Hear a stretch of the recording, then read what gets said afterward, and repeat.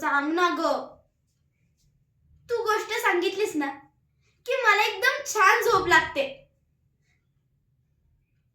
हो, मान्य आहे मला मी झालीये मोठी, पण एवढी पण नाही ना.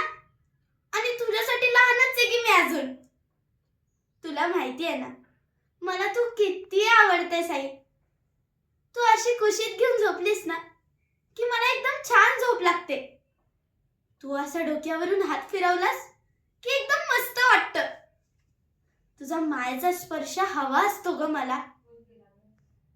तू गोष्ट सांग, मग मी अशी गुडूप झोपून जाईल. आणि मग स्वप्नात तो राक्षस जरी आला ना तरी मी त्याला मुळीच घाबरणार नाही. मी त्याला चांगलीच शिक्षा करेन.